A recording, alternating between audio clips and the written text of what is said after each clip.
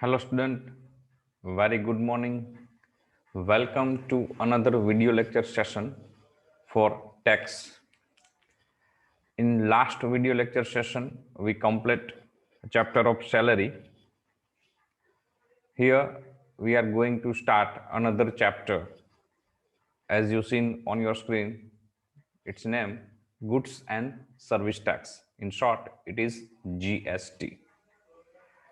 Very first, without wasting time, we are going to start first from introduction and concept. There are around 160 countries that have implemented GST or VAT in some form the other. દુનિયામાં લગભગ 190થી પણ વધુ દેશો છે. એમાં હાલમાં અત્યારે એવું કહી શકાય 160 કે એનાથી પણ વધુ દેશોમાં જીએસટી અથવા વેટ બંને આમ જુઓ તો ઘણું બધું સિમિલર છે. જીએસટીમાં અને વેટમાં તો લાગુ પડેલું છે. જીએસટી અથવા તો કોઈ દેશમાં એના જેવું સ્વરૂપ છે વેટનું તો વેટ છે. In some country VAT is the substitute for GST but conceptually it is destination based tax levied on the consumption of goods and services. તમે જોવા જાઓ તો ઘણા બધા દેશોમાં વેટ લાગુ પડેલું છે જીએસટીના સબસ્ટિટ્યુટ તરીકે. પણ કન્સેપ્ચ્યુઅલી મતલબ કે તમે કેલ્ક્યુલેશન વાઇઝ જોવા જાઓ અથવા એનું જે પ્રોસેસ વાઇઝ તમે જોવા જાઓ તો it is one type of GST.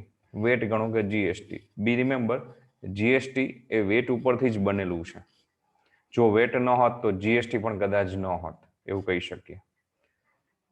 GST કે વેટ જે છે એ ડેસ્ટિનેશન બેઝડ ટેક્સ છે.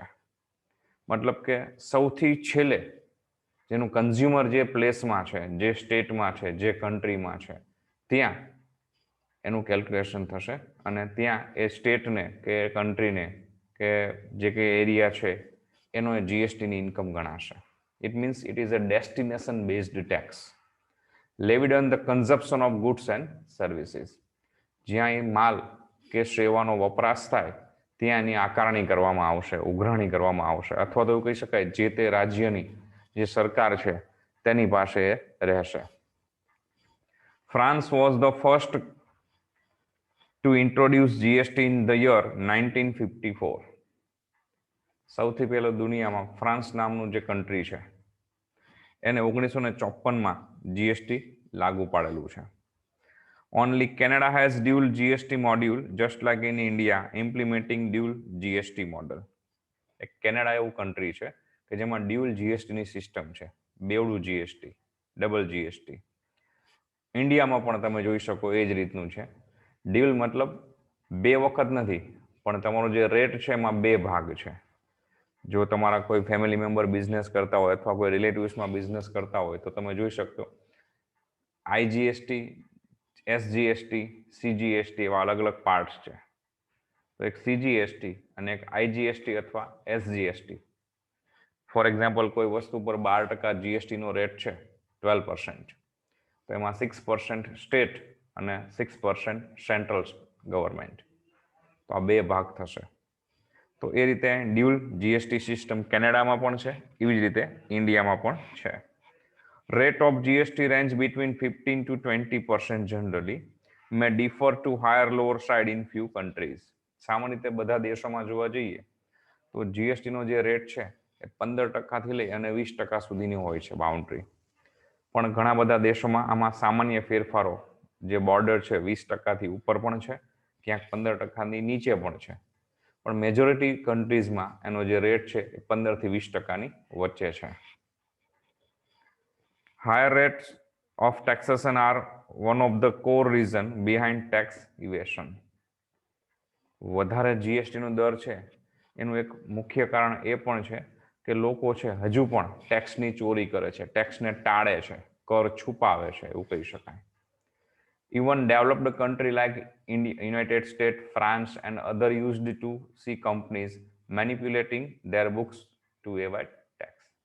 જે વિકસિત દેશો છે, અમેરિકા છે, ફ્રાન્સ છે કે એના જેવા ઘણા બધા વિકસિત દેશો કે બહુ ફાઇનાન્શિયલી બહુ સોલિડ છે, એવા દેશોમાં પણ લોકો છે હજી જે હિસાબી ગોટાળાઓ કરે છે, ચોપડાની ઉચાપત ઇન ધ સેન્સ હિસાબો સાચા નથી બતાવતા અને કરની ચોરી કરે છે, કર છુપાવે છે. જીએસટી કેમ ઇન્ટુ ઇફેક્ટ ઓન 1 જુલાઈ 2017. ભારતમાં જીએસટીની શરૂઆત 1 જુલાઈ 2017 થી થયેલી છે. Goods and service tax law is comprehensive, multi-stage and destination-based tax. It is most IMP line.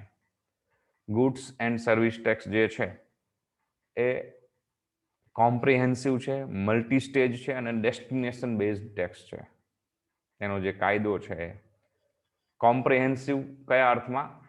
તો જીએસટી લાગુ પડ્યા પછી ઘણા બધા રાજ્યના જે ટેક્સના અલગ અલગ સ્લેબ હતા, ટેક્સ અલગ અલગ ટાઈપના જે ટેક્સ હતા, સેમ વે સેન્ટ્રલના પણ અલગ અલગ જે ટેક્સ હતા એ બધાનો નાશ થઈ ગયો, બધામાં સમાઈ ગયા. કયા કયા છે આપણે આગળ જોઈશું, ડિસ્કશનમાં આવશે. તો ઘણા બધા ટેક્સ બંધ થઈ ગયા. ફોર એક્ઝામ્પલ આપણે એન્ટરટેનમેન્ટ ટેક્સ હતો તો એ બંધ થઈ ગયો, એની બદલે જીએસટી લાગુ. તો બધા રાજ્યોમાં ઓવરઓલ ઇન્ડિયામાં એક સમાન દરે ટેક્સ આવી ગયો અને ઘણા બધા જે અલગ અલગ પ્રકારના ટેક્સ લાગુ પડતા હતા તો એનો અંત આવી ગયો છે. એટલે એને કોમ્પ્રિહેન્સિવ કહી શકાય. મલ્ટી સ્ટેજ, અલગ અલગ સ્ટેજમાં ટેક્સ જીએસટી તમારે લાગે છે. ફોર એક્ઝામ્પલ મેન્યુફેક્ચરર છે એની પાસેથી હોલસેલર પરચેસ કરે છે, હોલસેલર પાસેથી રિટેલર પરચેસ કરે, રિટેલર પાસેથી કન્ઝ્યુમર જે એકચ્યુઅલી કન્ઝ્યુમ કરે છે એની પાસે જશે. તો 3 કે 4 સ્ટેજ જે વચ્ચે આવે છે, દરેક સ્ટેજમાં એકવાર ટ્રાન્સફર થશે ગુડ્સનું કે સર્વિસનું ટ્રાન્સફરેશન થશે, એક જગ્યાએથી બીજી જગ્યાએ માલિકીની ફેરબદલી થશે એટલે એના ઉપર ટેક્સ લાગશે. તો અલગ અલગ સ્ટેજ ઉપર જીએસટી લાગે છે. ડેસ્ટિનેશન બેઝડ ટેક્સ આપણે હમણાં જ જોઈ ગયા કે ઓવરઓલ ફાઇનલી જે અલ્ટિમેટલી કન્ઝ્યુમર એનું જે કન્ઝપ્શન થાય છે ગુડ્સ કે સર્વિસનું, અને એ જે સ્ટેટમાં કે જે કન્ટ્રીમાં કે જે પ્રદેશમાં એ આવે છે ત્યાંની જે ઓથોરિટી હશે ટેક્સની, એ ઓથોરિટીની એના માટે રિસ્પોન્સિબલ છે એને લેવી મતલબ ઉઘરાણી કરવા માટે, આકારણી કરવા માટે. તો એ જે તે રાજ્યનો કે પ્રદેશનો કે સ્ટેટનો એ કન્ટ્રીનો એ ટેક્સ ગણાશે. તો એને એની પાસેથી ઉઘરાણી કરવાની રહેશે અથવા એને એ સ્ટેટને મળશે. Goods and service tax earning out a new era brings out a new era of indirect tax in India.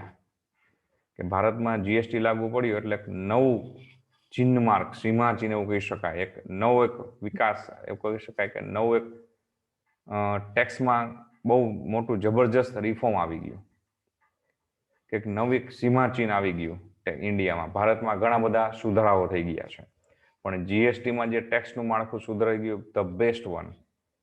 અત્યાર સુધી જે ટેક્સનું સ્ટ્રક્ચર હતું એમાં ઘણા બધા ફોલ્ટ હતા, ઘણા બધા લૂપ હોલ્સ હતા, એમાં ઘણા બધાનો અંત આવી ગયો છે.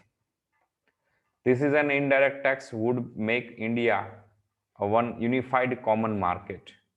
આ ઇનડાયરેક્ટ ટેક્સ છે, જીએસટી ઇનડાયરેક્ટ ટેક્સ છે, પરોક્ષ વેરા છે એવું કહી શકાય. પણ ઇનડાયરેક્ટ ટેક્સ જીએસટી ઇન્ડિયામાં લાગુ પડતા એક કોમન માર્કેટ ખુલી ગયું દરેક લોકો માટે. વર્લ્ડ લેવલનું માર્કેટ એમના માટે ઓપન થઈ ગયું કહી શકાય. અને ટ્રાન્ઝેક્શન તમારે જે સ્ટેટ લેવલના હોય, નેશનલ લેવલના હોય, ઇન્ટરનેશનલ લેવલના કોઈ ટ્રાન્ઝેક્શન હોય, બિઝનેસના, સર્વિસના, તમારા જોબ્સના, તો ઇઝીલી તમે એને હેન્ડલ કરી શકતા થઈ ગયા. This is new tax prove beneficial not only for the common man but for the country as whole. આ જે ટેક્સનું જે નવું સ્ટ્રક્ચર આવી ગયું જીએસટી, એનો લાભ ફક્ત સામાન્ય માણસોને થયો છે એવું નથી, ઓવરઓલ ઇન્ડિયાને, આખા દેશને આનો લાભ મળ્યો છે. સરકારને પણ મળ્યો છે, સામાન્ય માણસોને પણ મળ્યો છે, બિઝનેસમેનને પણ મળ્યો છે, જોબ કરતા વ્યક્તિઓને પણ મળે છે. ઘણા બધા એ સિવાયના પોઈન્ટ્સ આપેલા છે, જોતા જઈએ આપણે. First, combining various taxes. તો આ કોમ્પ્રિહેન્સિવમાં તમને સમજાવેલું એ છે. It combines a variety of indirect tax and allows tax credit against goods and as well as service. GST લાગુ પડ્યું એટલે ઘણા બધા ટેક્સનો એમાં સમાવેશ થઈ ગયો. એ બધા ટેક્સ બંધ થઈ ગયા. જે લોકલ ટેક્સ તમારા એન્ટ્રી ટેક્સ લાગતા હતા, એન્ટરટેનમેન્ટ ટેક્સ લાગતા હતા, એ ઘણા બધા નંબર ઓફ ટેક્સીસ બંધ થઈ ગયા અને એની બદલે કોમન એક જીએસટી આવી ગયું. તો ટેક્સ છે, આ જીએસટી છે, એ ઘણા બધા ટેક્સનું કોમ્બિનેશન છે. Stage wise tax on value addition, એ પણ આપણે જોઈ ગયા multi stage. It is levied at all stage right from manufacture up to final consumption with the credit of tax paid at previous stage available as set off. In a nutshell, only a valuation addition value addition will be taxed and burden of tax is to be borne by the final consumer.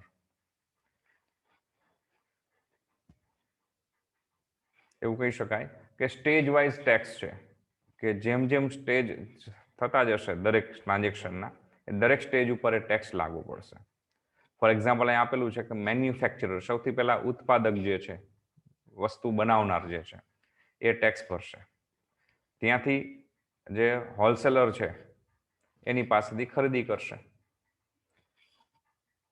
એ જે એની હોલસેલરની પાસેથી ખરીદી કરશે તો wholesaler જે છે એમાં જેટલી કિંમતનો વધારો કરશે એ વધારાની કિંમત જેટલી એડ કરે છે એનો ટેક્સ ભરશે. ત્યાંથી રિટેલર પાસે જશે. રિટેલર છે એની કિંમતમાં જે વધારો કરે છે એની વેલ્યુએશનમાં એટલો ટેક્સ પાછો એ ભરશે અને સૌથી છેલ્લે ફાઇનલ કન્ઝ્યુમર પાસે પહોંચશે ત્યારે બધો ટેક્સ છે એ ફાઇનલ કન્ઝ્યુમર બેર કરશે. એટલે જે ઉપભોગતા છે એવું કહી શકાય, વપરાશ કરનાર છેલ્લે એને આ ટેક્સ ભરવાનો આવે છે. નંબર 3, recovery from ultimate consumer. The final consumer will however bear only the tax charged by the last dealer in the supply chain with the set of benefits that are allowed at all the previous stage. કે સૌથી છેલ્લે જે ટેક્સની પૂરેપૂરી recovery છે એ final consumer છેલ્લો જે ઉપભોગ કરતા છે, છેલ્લો વપરાશ કરનાર છે એની પાસેથી વસૂલ કરવામાં આવશે અને બધો જ ટેક્સ એને ભોગવવો પડે છે. યુનિફોર્મ રેટ્સ, એક સરખા સમાન દર.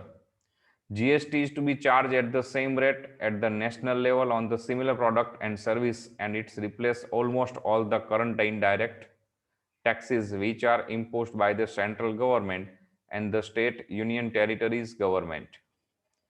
કે આખા ભારતમાં ઓલ ઇન્ડિયામાં જીએસટીના છે સમાન દર લાગુ પડી ગયા છે. કે પછી કોઈ વસ્તુ છે એ ગુજરાતમાં જે જીએસટીનો રેટ છે તમે રાજસ્થાનમાં જાઓ, મહારાષ્ટ્રમાં જાઓ, પંજાબમાં જાઓ તો એ વસ્તુ પર જીએસટીનો એ જ રેટ રહેશે. એટલે ઓવરઓલ ઇન્ડિયામાં જીએસટીનો રેટ કોમન કરી નાખ્યો છે. હા, એના રેટ છે એ અલગ અલગ હશે પણ એની પ્રોડક્શન વાઇઝ અને અલગ અલગ કેટેગરી વાઇઝ એના રેટ છે. પણ એ કેટેગરી જે છે એ કેટેગરીમાં જે વસ્તુ આવે છે એનો રેટ દરેક સ્ટેટમાં કોમન રહેશે. Destination based tax. GST is however consumption based tax, which means that the tax which is paid at the point of ultimate sale. Destination based. આપણે અગાઉ પણ ડિસ્કસ કરી ગયા જ કે જીએસટીનો જે દર છે, જીએસટી જે છે એ કન્ઝપ્શન બેઝડ ટેક્સ છે. એટલે જેમ જેમ એનો વપરાશ થશે ઉપયોગ કરનાર છે એને ટેક્સ ભરવાનો આવશે. મતલબ સૌથી છેલ્લે જે વસ્તુ વાપરે છે, વસ્તુનો ઉપયોગ કરે છે, સેવાનો જે ઉપયોગ કરે છે એને બધો ટેક્સ ભરવાનો છે, ભોગવવાનો છે. Place of accrual of tax. The tax would accrue to the taxing authority which the jurisdiction over the place of consumption, which is also termed as place of supply. કે કર ઉઘરાવવાની, આકારણી કરવાની જવાબદારી અથવા અધિકાર કોનો છે? તો સૌથી છેલ્લા વસ્તુનો કે સેવાનો જે ઉપયોગ કરે છે કન્ઝ્યુમર જેને આપણે કહીએ છીએ. કન્ઝ્યુમર જે પ્લેસમાં છે, જે રાજ્યમાં છે, જે સ્ટેટમાં છે, જે કન્ટ્રીમાં છે, જે પ્રદેશમાં છે, જે વિસ્તારમાં છે, જે તે વિસ્તારની, પ્રદેશની, સ્ટેટની, કન્ટ્રીની જે ઓથોરિટી છે એની પાસે અધિકાર છે, રાઇટ્સ છે કે જે વસ્તુ કે સેવાનો ઉપયોગ થયો છે એનો જે કંઈ જીએસટી ચાર્જ થાય છે એ અક્રુલ મતલબ આકારણી કરી શકે, ઉઘરાવી શકે, વસૂલ કરી શકે. Exemption to small traders. નાના જે ઉત્પાદકો છે, નાના વેપારીઓ છે એ લોકોને આમાંથી બાકાત કરેલા છે, બાદ કરેલા છે. Taxpayer within aggregate turnover ₹40 lakh would be exempted from tax. કે જે લોકોનું વાર્ષિક ટર્નઓવર ખરીદ વેચાણ 40 લાખથી ઓછું થાય છે એ લોકોને જીએસટીમાંથી મુક્તિ આપેલી છે. For North Indian state and Sikkim, exemption would be ₹20 lakh. North Indian જે છે દક્ષિણ ભારત ઉત્તર ભારત એના જે રાજ્યો છે અને સિક્કિમ જે છે એમાં આ મર્યાદા છે એ 40 ની બદલે 20 લાખ નક્કી કરેલી છે. Aggregate turnover shall include the aggregate value of all all taxable and non-taxable, non-GST supplies, exempted nil rate supply, and export of goods and or services and excluded tax under GST. Aggregate turnover નો મતલબ શું છે કે taxable હોય, non taxable હોય, non GST supply હોય એવી કોઈ પણ વસ્તુ કે કોઈ પણ સેવા તમે બિઝનેસ કરો છો, સર્વિસ કરો છો, મતલબ સર્વિસ પ્રોવાઈડ કરો છો, તો ટેક્સેબલ હોય, નોન ટેક્સેબલ વસ્તુ હોય, નોન ટેક્સેબલ સર્વિસ હોય, જીએસટીની અંડરમાં આવતી હોય, જીએસટીની અંડરમાં સમાવેશ ન થતો હોય, એક્ઝેમ્પ્ટેડ હોય, કરમુક્ત હોય, અથવા તો એક્સપોર્ટનો બિઝનેસ હોય, export of goods and or service and exclude tax under GST, જીએસટીમાંથી જુદું રાખેલું હોય, બાદ કરેલું હોય, આવી કોઈ પણ સર્વિસ કે કોઈ પણ પ્રોડક્ટ તમારી હોય તો એ બધાનું કોઈ પણ વસ્તુ એમાં સમાવેશ થઈ જાય છે. એનો એગ્રીગેટ ટર્નઓવર જે છે એ આમાં નક્કી કરેલું છે. મતલબ 40 લાખ ને 20 લાખની જે મર્યાદા છે એમાં એવું ક્વોલિફાઈ નથી કરેલું કે આ વસ્તુની ટર્નઓવર 40 લાખ કે આનું આ સર્વિસનું ટર્નઓવર 20 લાખ કે આનું 40 લાખ. એવું કોઈ પણ વસ્તુ હોય, કોઈ પણ સેવા હોય જે ટેક્સેબલ હોય, નોન ટેક્સેબલ હોય, નોન જીએસટીમાં આવતી હોય, એક્સપોર્ટ કરતા હોય કોઈ પ્રોડક્ટ કે સર્વિસ કોઈ પણ, તો બધાનો એમાં સમાવેશ એગ્રીગેટમાં થઈ ગયો છે. Number 8, registration under GST. Anyone selling goods or providing services worth more than ₹20 lakh must get registered under GST. કોઈ પણ વેપારી છે, કોઈ પણ બિઝનેસમેન છે, કોઈ પણ સર્વિસ પ્રોવાઈડર છે કે જે પોતાનો બિઝનેસ છે એનું ટર્નઓવર 20 લાખથી વધારે થાય છે અને જીએસટી રજીસ્ટ્રેશન કરાવવું ફરજિયાત છે, જરૂરી છે.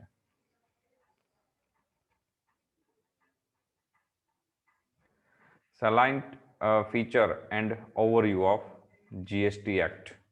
જીએસટીનો જે કાયદો છે એના અમુક લક્ષણો, મુખ્ય લક્ષણો જે છે આપણે જોઈએ.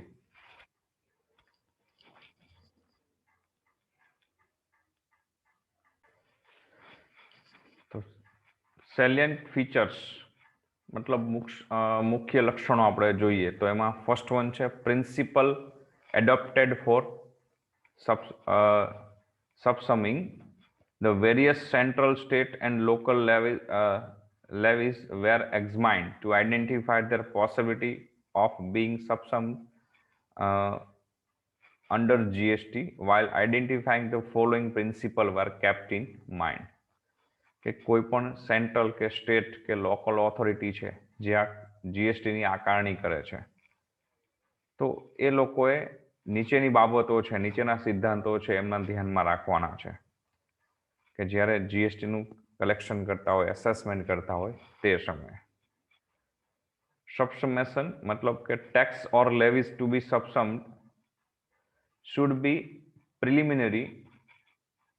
primarily in the nature of indirect taxes, either on the supply of goods or on the supply of service.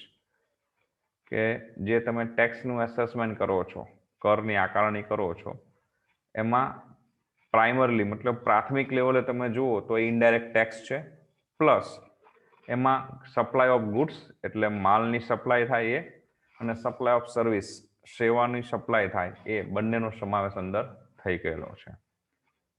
Transaction chain. Taxes or levies to be subsumed should be part of the transaction chain, which commences with import, manufacture, production of goods or provision of service at one end and the consumption of goods and service at the other. તો આ chain system છે આખી, એવું કહી શકાય કે અહીંયા ટ્રાન્ઝેક્શનનો જે ચેઇન છે કઈ રીતે કે તમે ગુડ્સ ઇમ્પોર્ટ કરો છો અથવા એને મેન્યુફેક્ચર બનાવો છો, તો એ વસ્તુ તમે જે બનાવો છો કે સેવા તમે જે ઊભી કરો છો, મતલબ એવું કહી શકાય સેવા જે પૂરી પાડવાનો શરૂઆત કરો છો ત્યાંથી શરૂ કરીને વચ્ચે વચ્ચે જે ચેઇનમાં માણસો આવે છે ત્યાંથી સૌથી છેલ્લે એનો જે ઉપયોગ કરનાર છે ત્યાં સુધી એ સેવા પહોંચે છે કે એ વસ્તુ પહોંચે છે. તો એ દરેક સ્ટેજ ઉપર ટેક્સ લાગશે, જીએસટી લાગશે, પણ એને જેટલો જીએસટી આગળના સ્ટેજ માટે ભરેલો છે એ અહીંયા જે જીએસટી વસૂલ કરશે એમાંથીને બાદ મળશે. ઉપરનો જે ડિફરન્સ છે એ જ એને પે કરવાનો થશે. નંબર 3 છે free flow of tax credit. The subsummation should be result in free flow of tax credit in intra and interstate level.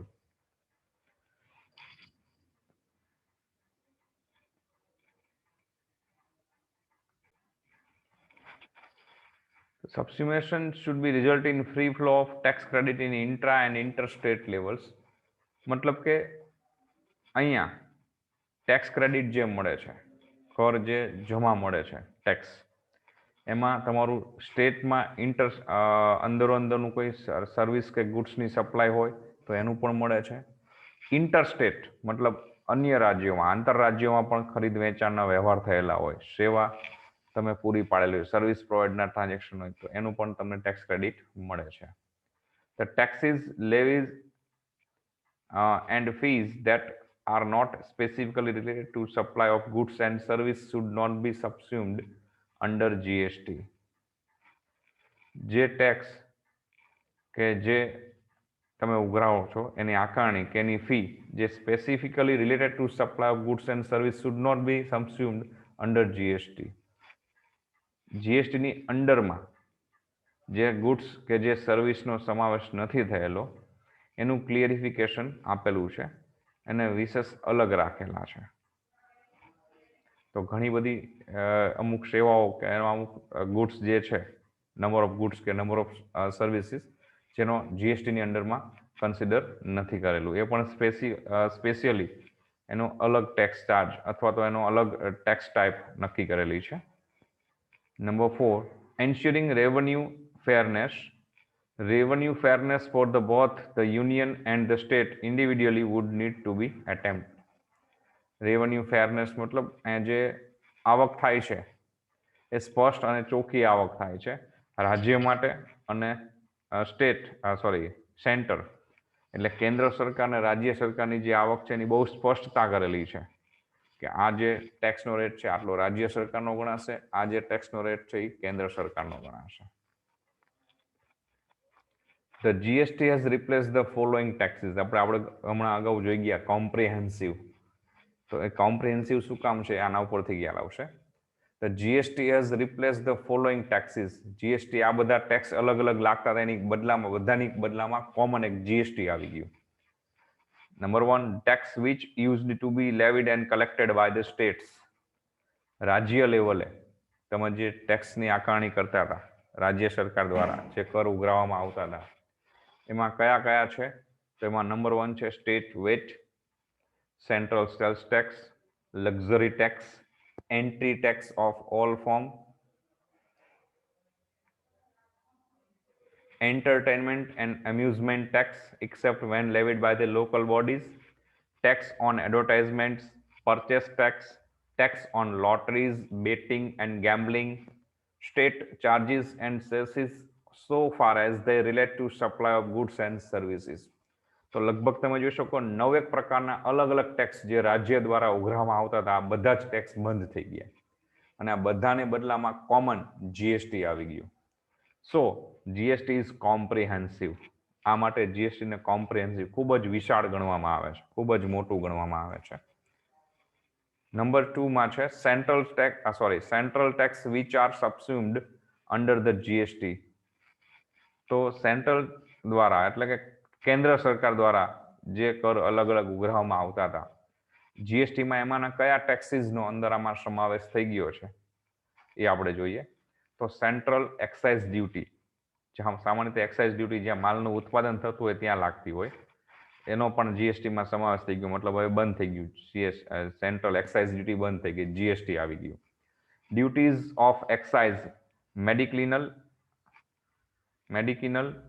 and toilet preparations, additional duties of excise, goods of special importance, additional duties of excise, textile and textile product, additional duties of customs, commonly known as CVD, special additional duty of customs SAD, service tax, central surcharge and cesses as far as they are related to the supply of goods and services. તો central tax central દ્વારા, કેન્દ્ર સરકાર દ્વારા જે અલગ અલગ tax લાગતા તેમાં લગભગ 8 પ્રકારના ટેક્સ બધા નીકળી ગયા, બંધ થઈ ગયા, અને બધાને બદલામાં કોમન જીએસટી આવી ગયો અને એનો રેટ પણ ફિક્સ થઈ ગયો. So that is this way GST is very comprehensive and destination based tax. Number 3 છે commodities kept outside the purview of GST. GST ના ક્રાઇટેરિયામાં કઈ વસ્તુઓનો સમાવેશ નથી થતો એ જોઈએ આપણે. Article 366(12)A of the Constitution as amended by 101 First Constitutional 101st Constitutional Amendment Act 2016 defined the goods and service tax as a tax on supply of goods or service or both except. તો article 366 જે છે એમાં કલમ 12A છે, એમાં જે બંધારણમાં જોગવાઈ આપેલી છે એમાં 101 નંબરનો જે સુધારો 2016માં એનો સુધારો આવેલો છે, એ સુધારા પ્રમાણે ગુડ્સ એન્ડ સર્વિસ ટેક્સમાં કઈ વસ્તુઓનો સમાવેશ કે કઈ સેવાનો સમાવેશ નથી થતો અથવા કયા બંનેનો સમાવેશ નથી થતો એ આપેલું છે. Number 1, supply of alcoholic liquor for human consumption. So alcohol for human consumption is kept out of GST by way of definition of GST on Constitution. બંધારણમાં જે જોગવાઈ છે એ પ્રમાણે આલ્કોહોલિક લીકર મતલબ શુદ્ધ અને દેશી ભાષામાં આપણે કહીએ તો દારૂ, તમે જેને સમજો છો એ પીણું, દારૂનું જે પીણું છે જેનો માણસો ઉપયોગ કરે છે પીવા માટે, એનો સમાવેશ જીએસટીમાં નથી કરેલો. એમાં હજી વેટ કે ટેક્સ કે જે કંઈ આ જીએસટી સિવાયનું જે ટેક્સ સ્ટ્રક્ચર છે એ જ લાગુ પડે છે. નંબર 2 છે 5 petroleum products like for example છે પેટ્રોલિયમ ક્રૂડ, મોટર સ્પિરિટ એટલે કે petrol, high speed diesel, natural gas and aviation turbine fuel have temporary been kept out. તો 5 પેટ્રોલિયમ પ્રોડક્ટ જે છે એનો પણ સમાવેશ નથી થયેલો. એ કઈ 5 છે આપણને આપેલું છે, પેટ્રોલિયમ ક્રૂડ છે, મોટર સ્પિરિટ જેને આપણે સીધી સાદી ભાષામાં પેટ્રોલ કહીએ છીએ, પછી high speed diesel, natural gas કુદરતી ગેસ, અને એવિએશન ટર્બાઇન ફ્યુલ જે સામાન્ય રીતે પ્લેન માટે વપરાતું હોય છે, હવાઈ જહાજ માટે જે વપરાતા હોય છે ફ્યુલ બધા, એનો આ 5 વસ્તુનો પણ સમાવેશ જીએસટીમાં નથી કરવામાં આવેલો. GST Council shall decide the date from which they shall be included in GST. જીએસટીનું જે કાઉન્સિલ છે એ ભવિષ્યમાં નક્કી કરશે કે આ 5 વસ્તુ જે છે પેટ્રોલિયમ પ્રોડક્ટ એનો કઈ તારીખથી, કયા દિવસથી, કયા સમયથી જીએસટીમાં સમાવેશ કરવો એ લોકો પછી નક્કી કરવાના છે. નંબર 3 છે furthermore electricity has been kept out of GST. જીબી જે કહી છે આપણે સીધી સાદી ભાષામાં, ઇલેક્ટ્રિસિટી, પાવર, તો એનો પણ સમાવેશ જીએસટીમાં હાલમાં હજી નથી કરેલો. ધ એક્ઝિસ્ટિંગ ટેક્સેશન સિસ્ટમ મતલબ કે વેટ અથવા સેન્ટ્રલ એક્સાઇઝ જે કંઈ ચાલુ છે will continue in respect of the above items. તો આપણને જે ઉપલી 3 બાબત જોઈ ગયા, એક તો હ્યુમન લીકર, માણસો જે પીવે છે, મતલબ આપણે જોઈ ગયા આલ્કોહોલિક લીકર, દારૂ જેને આપણે કહીએ છીએ, એ 5 પેટ્રોલિયમ પ્રોડક્ટ અને ઇલેક્ટ્રિસિટી. તો આ બધી વસ્તુનો સમાવેશ જીએસટીમાં હજુ સુધી થયો નથી. તો આના ઉપર ટેક્સ કઈ રીતે ઉઘરાવાશે? તો જીએસટી પહેલા જે ચાલુ હતું સ્ટ્રક્ચર, વેટ અને સેન્ટ્રલ એક્સાઇઝ. ઉત્પાદન થતું હોય ત્યાં એક સેન્ટ્રલ એક્સાઇઝ લાગશે, ટ્રાન્સફરન્ટ થતું હોય મતલબ કે ટ્રાન્સફર થતું હોય, વ્યવહારો થતા હોય ત્યાં વેટ લાગશે.